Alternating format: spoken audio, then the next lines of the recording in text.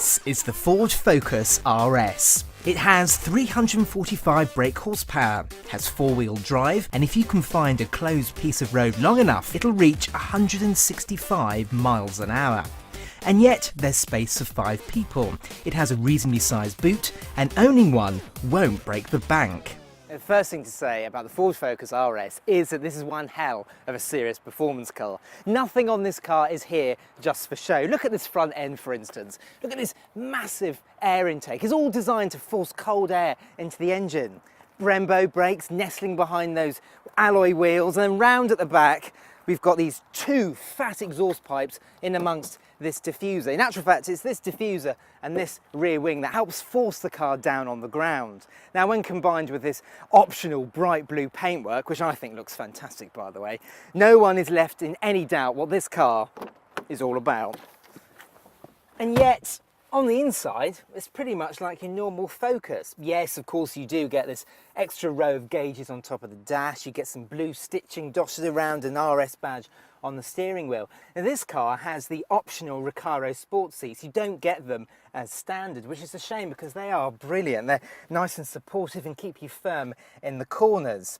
Elsewhere, it's pretty much like your standard Focus. So there's some nice soft touch plastics dotted around the cabin and pretty average cubby space. So there's a decently sized glove box and central cubby under the armrest, a couple of cup holders and good sized door bins.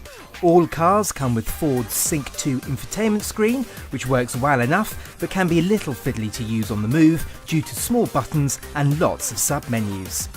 Standard kit is good though. There's that 8-inch touchscreen, climate control, sport seats and the mad bodywork. But sat-nav is a costly option. Now back here, unsurprisingly, it's identical to the standard Ford Focus.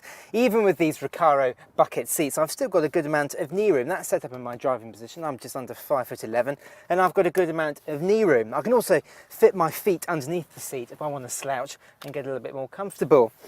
There's a good amount of headroom, but it does feel quite dark back here thanks to this black roof lining. Let's take a look at the boot. The background at the boot, there's a bit of bad news, I'm afraid, because boot space isn't what you call particularly good. Now in there you've got 260 litres, considerably smaller than you get in the standard Ford Focus, and that's because of the four-wheel drive system. The real cause of the problem is all the gubbins underneath the boot floor, and you start to realise when you compare this amount of boot space to the Audi RS3, which has an extra 120 litres, you realise how much of a price you're paying for this car's four-wheel drive system.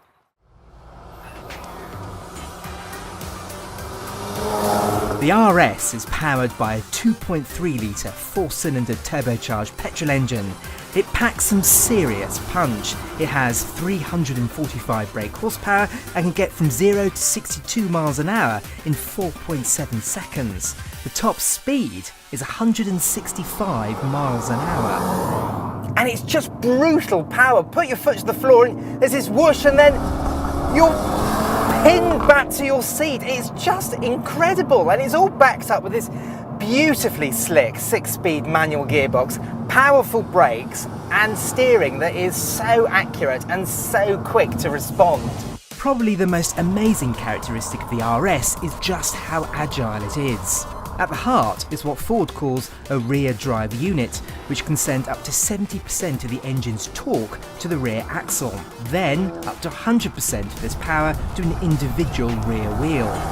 It's incredibly nimble, and you can tailor the way the Focus drives with 2-stage dampers and a drive mode that allows you to choose from normal, sport, track and drift modes. Each prod of the drive mode button gives a harder, more performance-orientated experience. Right, okay, we're going to give this drift mode a go. So all I've got to do is go into drive mode selector and go to drift. And apparently all I've got to do is boot the throttle, turn the steering wheel, and the back of the car will just come neatly around and the car will balance itself. Let's see whether it actually does it or not. So here we go. Into second, coming up to this tight corner, boot the throttle. And yes, it's doing it!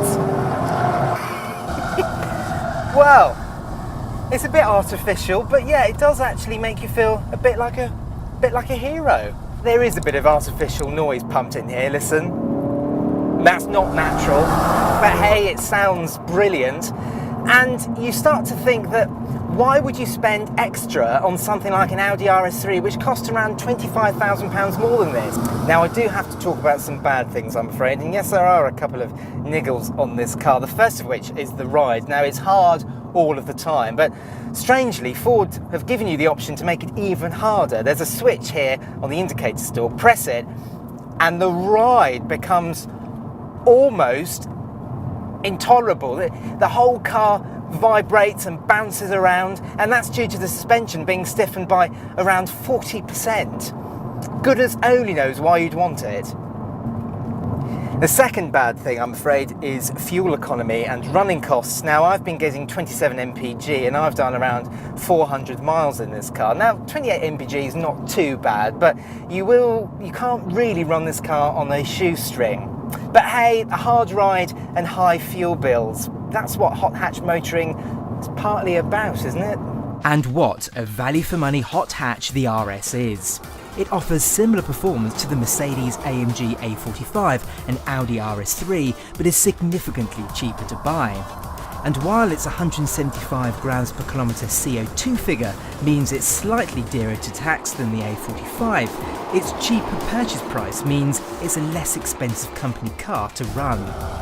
So, you're in the market for a super hot hatch, but should the Ford Focus RS be on your shortlist? It's quick, drives amazingly, and is good value for money.